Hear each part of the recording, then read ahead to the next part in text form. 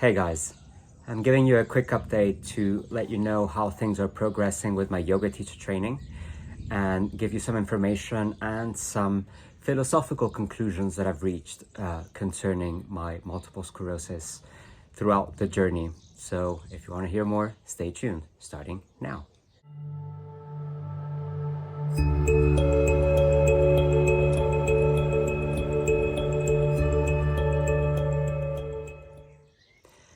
So I just had a very intense weekend of, I don't know, like something like 20 hours of yoga practice and yoga philosophy and meditation and whatnot.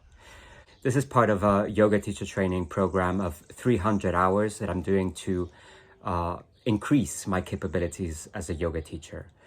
And it's something that I'm doing out of passion and out of really a dedication that I have towards practicing yoga and particularly teaching yoga.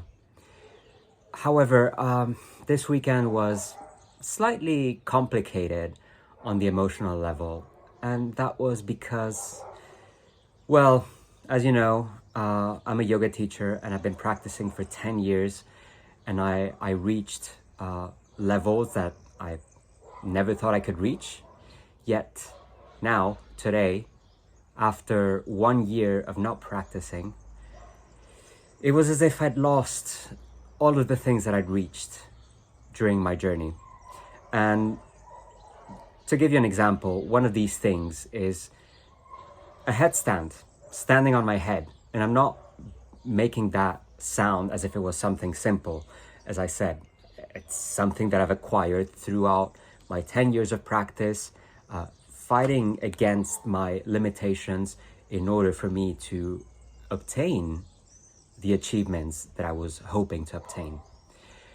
However, now, 1 year of not practicing yoga set me back so much that something that I had so assimilated, that was so natural to me, such as standing on my head, all of a sudden was completely inaccessible, and I couldn't understand why that was the case.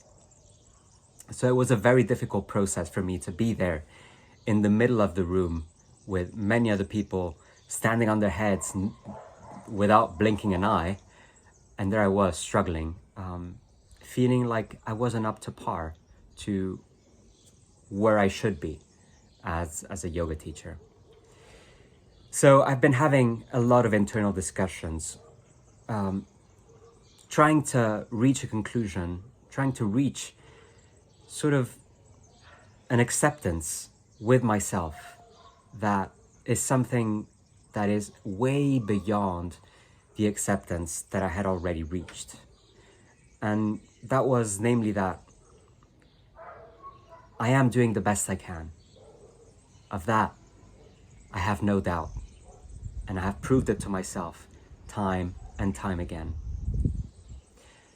However, I've also reached the point of accepting that multiple sclerosis is there. It's always in the background, and it's always trying to work against me. It's not working with me, it's working against me. And that's why the step one will be accepting that part. And step two will be doing something about it and not letting the current drive you back into the ocean.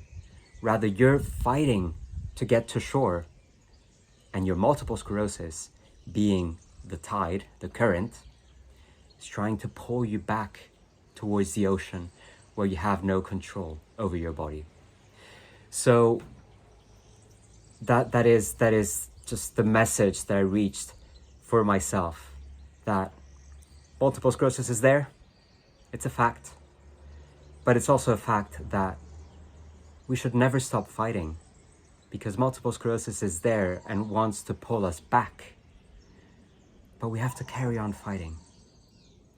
And the fighting comes in the shape of emotions, staying positive, staying optimistic, but also in the shape of a physical practice.